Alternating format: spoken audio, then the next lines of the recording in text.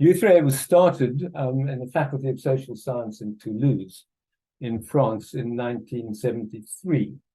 And it was started because the academics in Toulouse realized that there were quite a lot of people who were busy retiring, and that some of them might make very useful research assistants and could be used as gophers to do some research on behalf of the academics. So they decided to start up U3a as very much a university-related organization. People who were doing it were doing specific courses. They were doing research. They were all obliged to do research, and it was very much a university entity. Coincidentally, earlier this year, we went, I represented U3a going across to Dijon for the celebration of the 70th anniversary of the York and Dijon celebrations. And we were invited there by an organization called OPAD. And I wondered why we had been invited by OPAD and not by U3a, and then discovered, in fact, that we were invited by OPAD because there isn't a U3a, in spite of the fact that Dijon is one of the very strong university centers.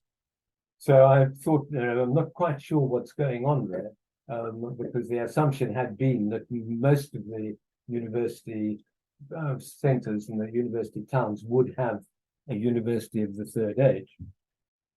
OPAD is a very different organization. It offers the same kind of things, but people pay for the courses. They employ professional teachers of one sort and another. U3a was then imported to the UK in the early 1980s, in fact, in 1982. And there were three very significant differences between the way in which it was set up in France and the way it's set up in the UK. Firstly, it's not necessarily linked to universities. In fact, it's not directly linked to universities at all. So you've got Tadcaster, you've got a whole lot. In fact, there are over 1,000 U3as in the UK now. Most of them are in villages, little towns. Many of the places don't actually have universities at all. So secondly, there's a major diversification of the offer in U3as compared to France.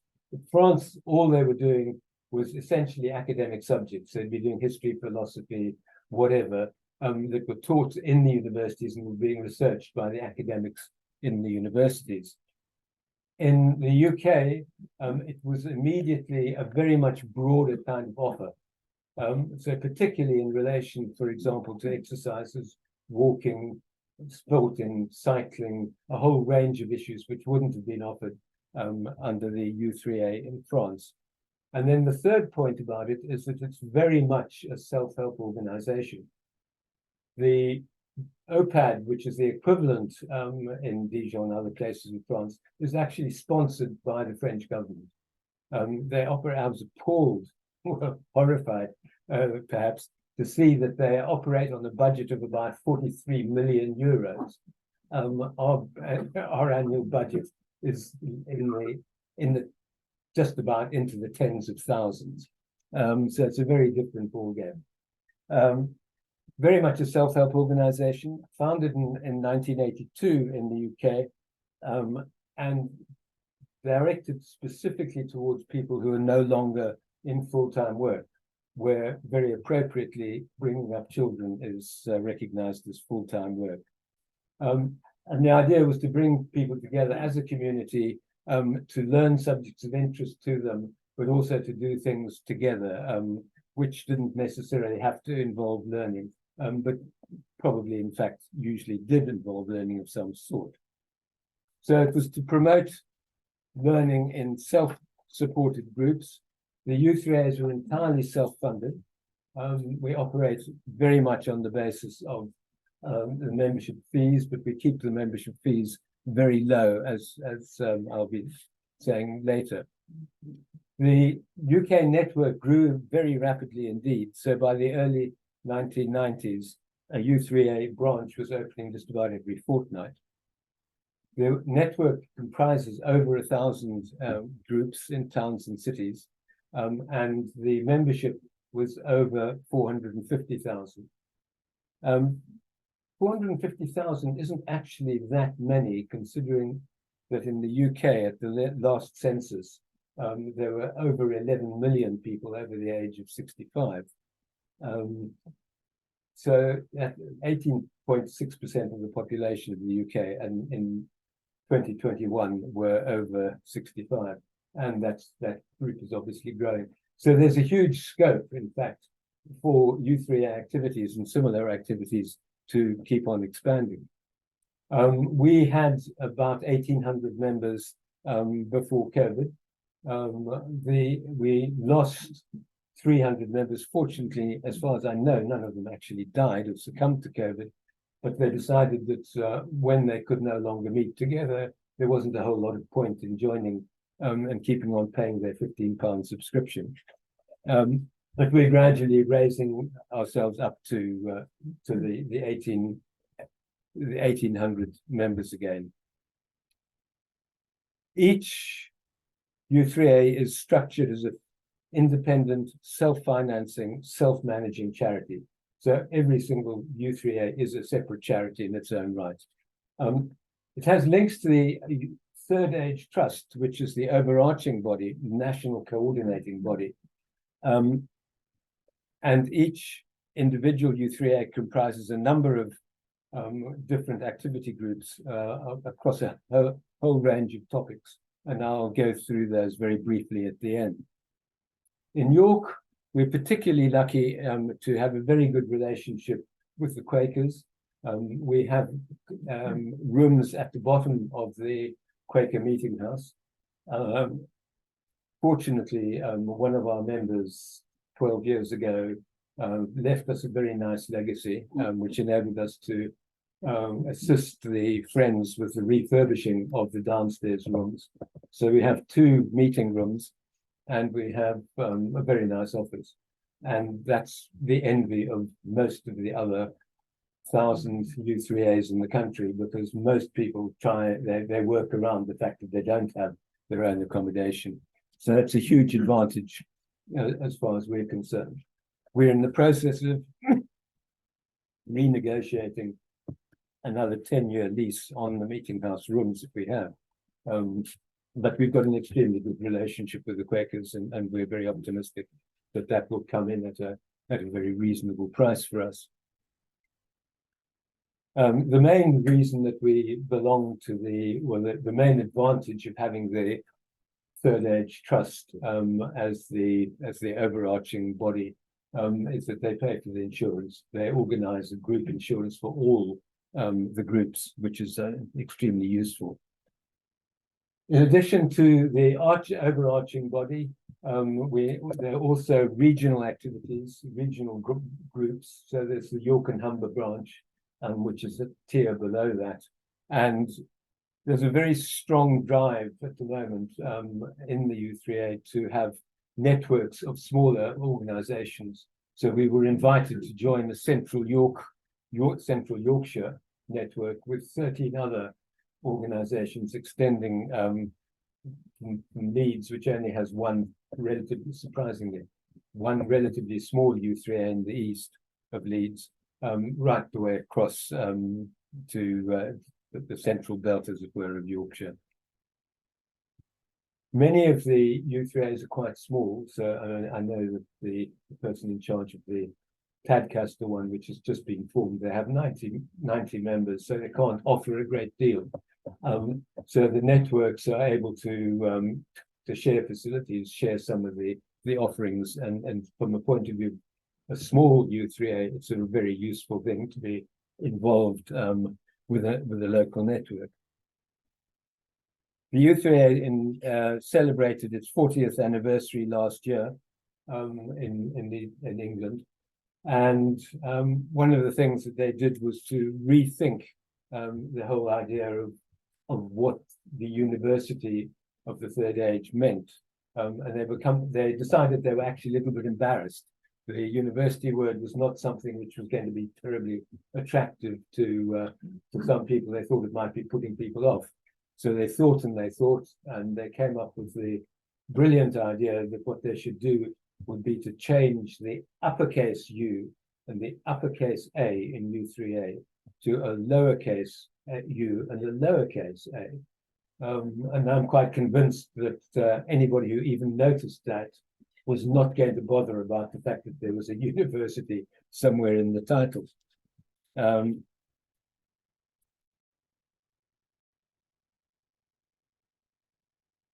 The u3a in York benefits in a number of ways from the city in which we are, partly because the city is relatively self-contained, partly because it has 2 universities, 2 FE colleges, and a number of very good schools. So there's always a churn of teachers, people who like teaching and like being involved in the teaching, who are becoming available as a part of the retired community. But of course, there are also a whole lot of other people who can teach and start up their own small groups.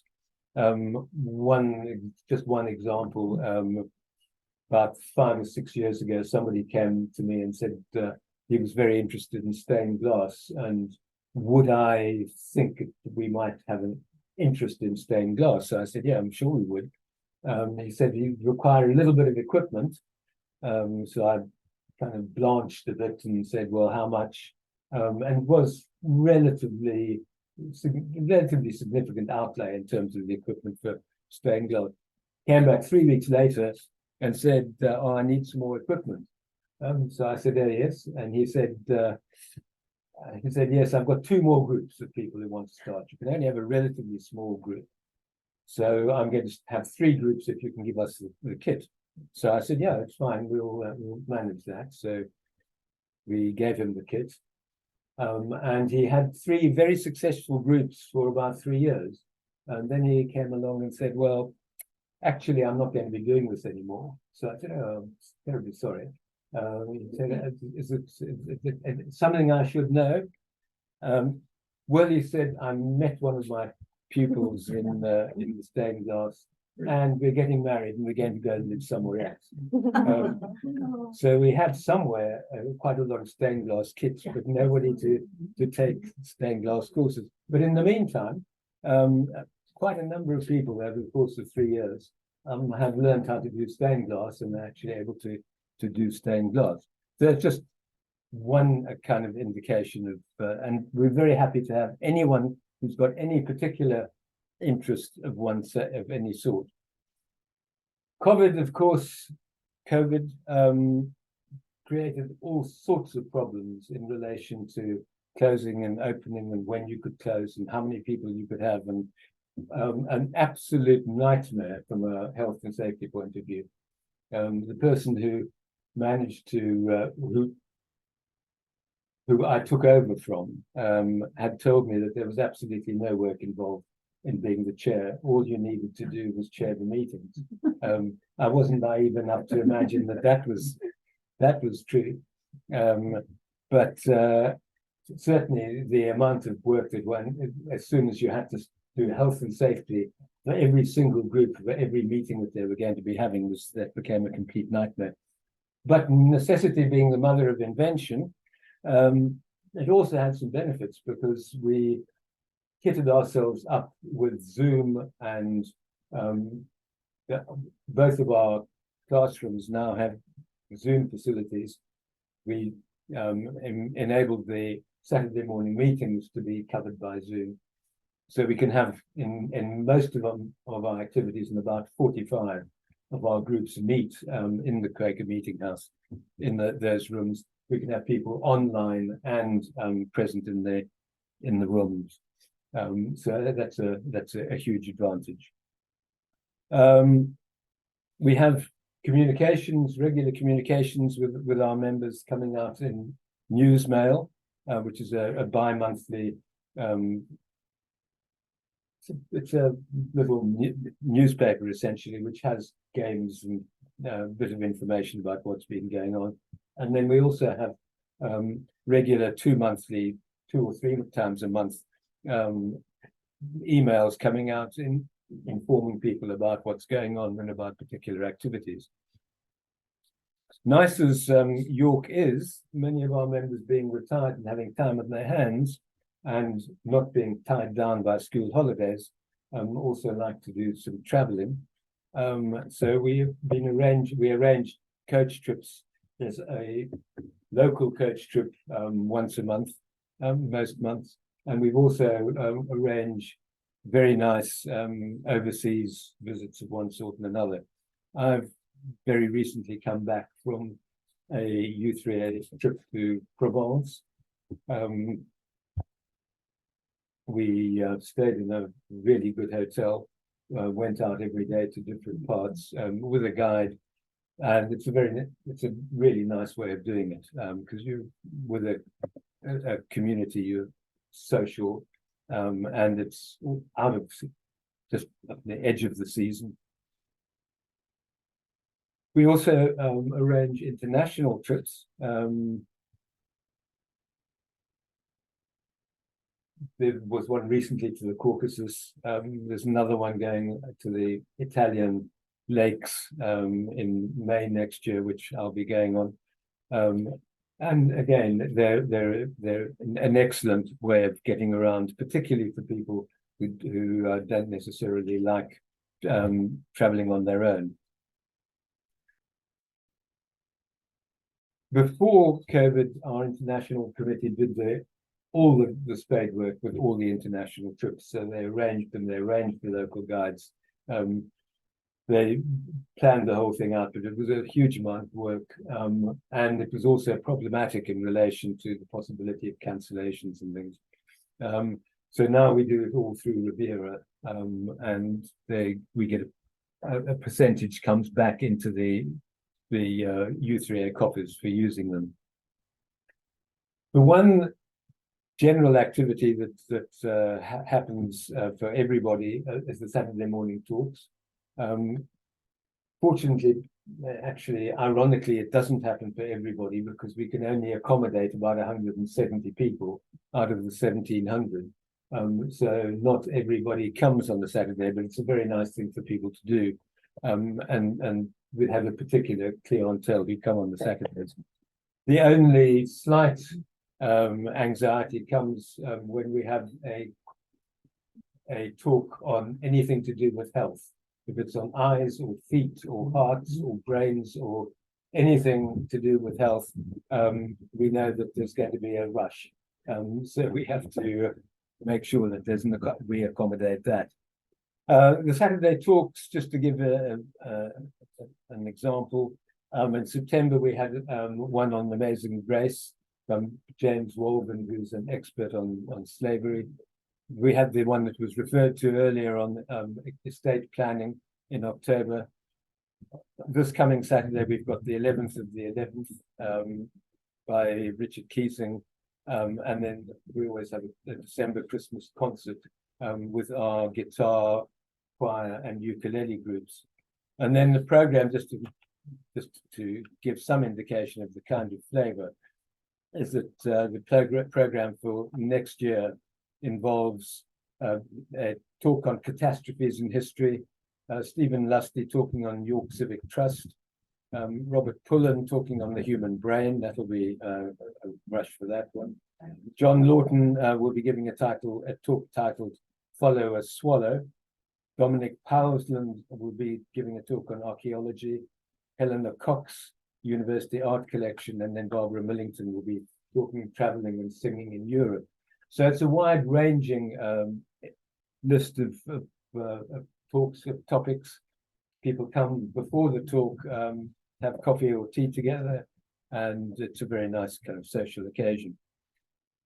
In addition to the monthly talks, I don't think enough members of u3a know about it, but there's a whole range of talks which are available to u3a members nationwide, Zoom talks, which are offered by the Third Age Trust. So these are all free once you're a member of so it's a huge range of offers that are there. Again, just to give a taste of what's available, I had a look at the menu for this month. In the Mind of the Artist, Van Gogh, Laughter Yoga, Meditation and Mindfulness, series of lectures on Sir Thomas Lipton, The Curious History of Labyrinths and Mazes, Mathematical Games, Winning Strategies, Family History, Cryptic Crosswords for Beginners, Staying Safe Online, the story of Eva Erbach and Uli Adler, When Art and Literature Meet at Christmastide, a live cooking demonstration, Christmas special, The Art of William Morris, Climate Change in the Oceans, Exploring World's Faiths, Christmas. So a huge array of things that one can access and get as a result of one's membership, if one's interested and feeling if one's homebound for any particular reason. We keep our membership fee as low as possible. Annual membership at the moment costs £15.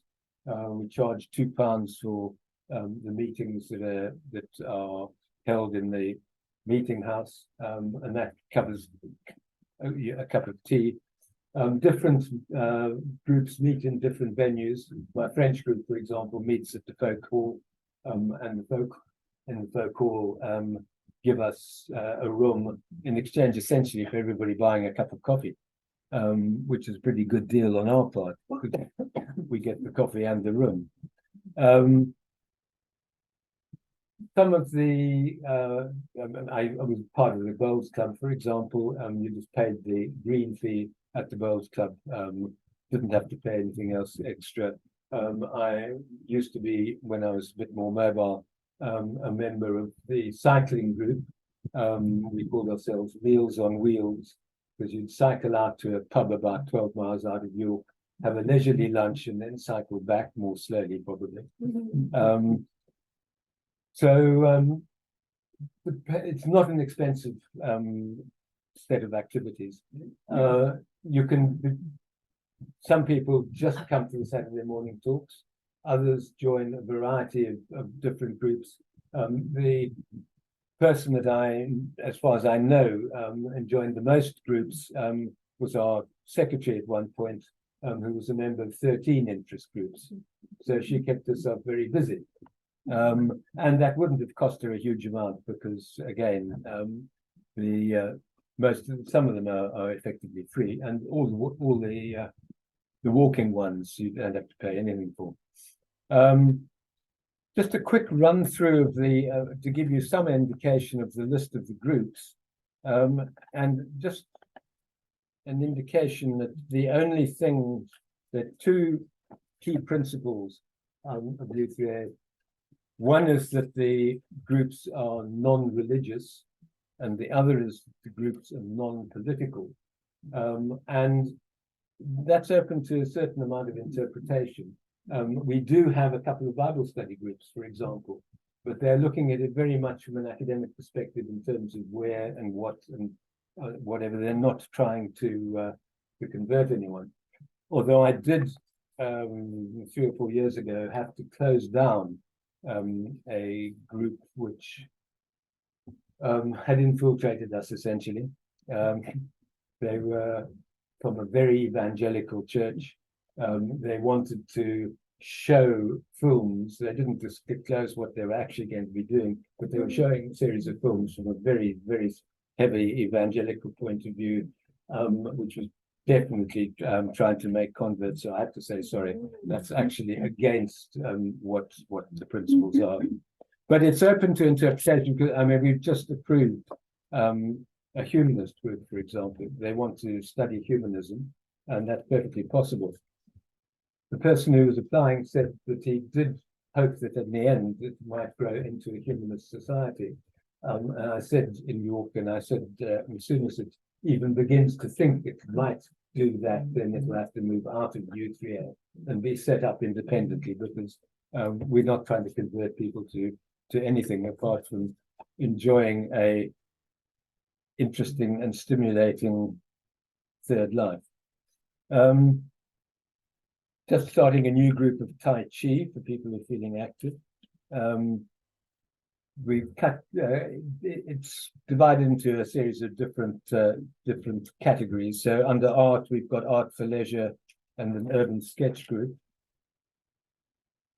I'll just run through the list very briefly to give you some indication of what's going on. Then there's films plus and press cutting groups. Dancing, exercise and sport. We have croquet, fit and flexible, 2 groups. Indoor bowls, 2 groups. Jive, petanque, racquetball, 2 groups. Table tennis, 2 groups. Tai chi and water fitness. Games of skill include crosswords, bridge, practice play, bridge, course for beginners, duplicate bridge group, 2 mahjong groups, 1 play canasta group, 1 chess group, 2 rummy cup groups. I'm intrigued to find out what rummy cup is. It's good, is it? Scrabble, another Thursday bridge group. History, under history comes archaeology, arts and crafts movement, early days of cinema, dipping into history, genealogy together, genealogy separately, presumably. History walks, history discussion group, military history, oral history, social history walks, and walks through time, and there are 2 groups in walking through time. Languages, we have the Cercle Français, discover French culture, 2 French conversation groups, a French intermediate group, German conversation, 1 German conversation, 2 improving oral German, languages and linguistics, Latin for beginners, Parliamo Italiano, 2, so presumably they do the Parliamo Italiano 1 every alternate year. Sign language for beginners, sign language for continuers, Spanish continuous, Spanish conversation. So a wide range of languages you can, admittedly European languages. Music, classical guitar, Shakespeare and music theatre adaptations, folk music, listening to jazz, music miscellany, rock music appreciation, singing together, u3a choir, ukulele advanced, ukulele beginners, and they do make a noise. Other outdoor pursuits, 1, 2, 3 bird watching groups, cycling. The cycling is now advanced. When I joined the cycling club, when I was a member of the cycling club, there was a very strong debate as to whether somebody would be allowed to have an electric bike. It wasn't seen as being quite kosher, but it was agreed that he could because he was 85, and 85 was then the cutoff limit.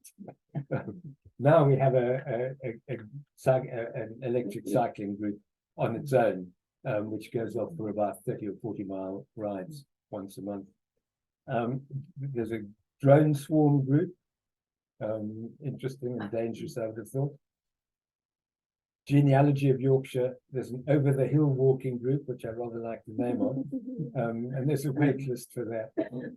Rambling, Thursday morning rambling, travel abroad is down under external pursuits.